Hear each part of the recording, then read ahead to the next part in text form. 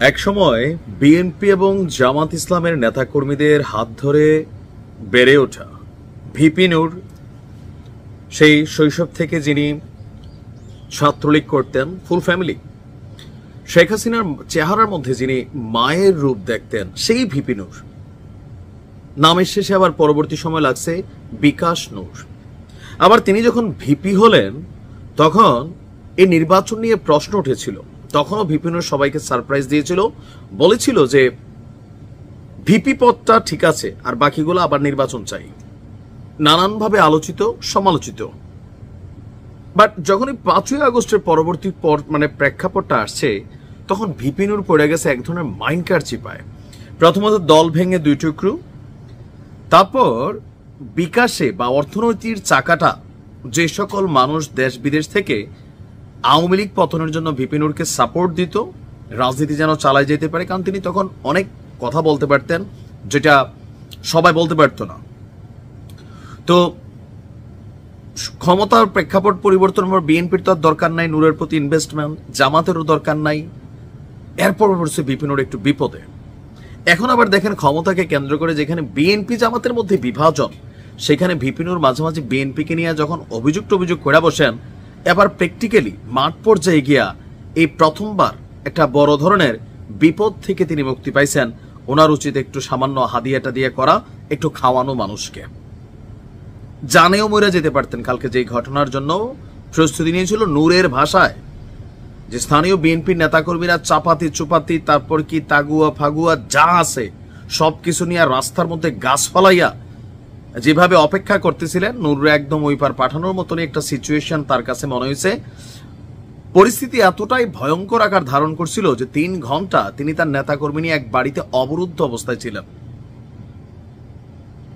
পরবর্তী সময়ে স্থানীয় পুলিশ, সেনাবাহিনী তাকে সেই জায়গা থেকে উদ্ধার করে নিয়ে আসতে হয়। দর্শক, ভিপি নূরের যেই বিষয়টা গতকালকে থেকে আলোচনা সমালোচনায় আছে,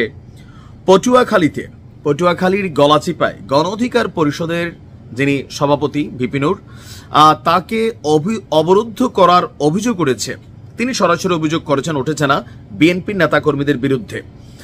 রাত 11টার দিকে ভিপি নূর তার ভেরিফাইড ফেসবুক পেজে অবরুদ্ধ হওয়ার বিষয়টি নিশ্চিত করেন। তার বক্তব্য হচ্ছে, বকুলবাড়িয়া ইউনিয়নের পাতাবুনিয়া এলাকায় এক স্মরণ সভায় অংশ নিয়ে ফেরার পথে অবরুদ্ধ হন তিনি। তার লাইভ দেখে স্থানীয় পুলিশ এবং প্রশাসনকে ফোন করার পর 3 ঘন্টার মাথায় রাত 1টার দিকে সেনাবাহিনীর 2টি গাড়ি ঘটনাস্থলে এসে পৌঁছান এবং তাকে সেখান থেকে উদ্ধার করে নিয়ে আসেন। তার ভেরিফাইড ফেসবুক পোস্টে তিনি বলছেন যে মামুনের অনুসারীরা রাস্তায় গাছ ফেলে গুলতি ছটকা, লোহার রড, রামদা ইত্যাদি নিয়ে তাদের পথরোধ করেন। এমন সময় স্থানীয় কয়েকজনকে, তার নেতাকর্মীদেরকে মারধর করে 2টি মোটরসাইকেল ভাঙচুর করা হয়। এমনকি জাতীয় কেন্দ্রীয় কমিটির নির্বাহী সদস্য হাসান মামুন বলছেন, নুরুল হক নূর এলাকায় অবস্থান করে উস্কানিমূলক বক্তব্য দিচ্ছেন। এটা নুরু দেয়, সবসময় ভিপি নূর দিত। তো যখন আওয়ামী লীগের বিপরীতে দিত তখন বাকিদের কাছে তখন ভাল লাগতো, বিকাশ যাইতো গরম গরম।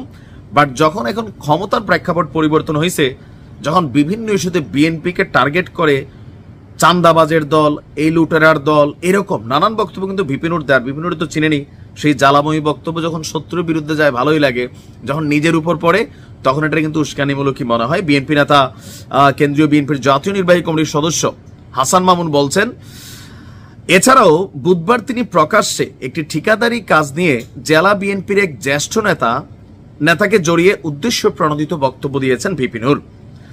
বৃহস্পতিবার চরবিশ্বাস বাজারে তার লোকজন বিএনপির নেতাকর্মীদের উপর হামলা চালিয়েছেন। এইসব উস্কানিমূলক বক্তব্যের কারণে স্থানীয় লোকজন ভিপি নূরকে সাইজ করার জন্য ক্ষিপ্ত হন। আর ওই নেতা ঢাকাতেই অবস্থান করছে। আর অবরুদ্ধ হওয়ার পর তিনি নিজে সেনাবাহিনী এবং পুলিশ প্রশাসনকে উদ্ধারের জন্য ফেসবুক পোস্টে তিনি পোস্ট করেছিলেন। বুঝতেই পারছেন, ভিপি নূরের আওয়ামী লীগের আমলে ভিপি নূর এরকম বিপদে একবার মনে পড়ছিল, কোথায় জানি গিয়া, আমার খেয়াল আছে সম্ভবত হাজি শরীয়তুল্লাহর বাড়িতে মনে গেছিলেন, না জানি কোথায়, ওইখানে একবার এরকম ঝামেলায় পড়ছিল। তো এখন একটু ঘন ঘনই পড়ছে। তবে ভিপি নুরুর উচিত বক্তব্য দেওয়ার সময় সম্মান রাইখা দেওয়া, নয়তো পরিস্থিতি যে আকার ধারণ করছে এমনও হইতে পারে যে হিরো আলমের মতন অবস্থান হয়ে যেতে পারে। মানে যেটা বুঝাচ্ছি, হিরো আলম দেখেন আওয়ামী লীগের আমলে কথায় কথায় নির্বাচন, এর বিরুদ্ধে নির্বাচন, ওর বিরুদ্ধে নির্বাচন, বিএনপি আসার পর দুই একবার থাবর টাবর খাইয়া এখন কিন্তু একদম ঠান্ডা হইয়া না আছে নির্বাচনের, হ্যাঁ মানে চুলকানি, আরো আছে অনেক কিছু, তো বন্ধ হয়ে গেছে। নূর ভাই আগিলা দিন নাই। হ্যাঁ, ভালো থাকুন।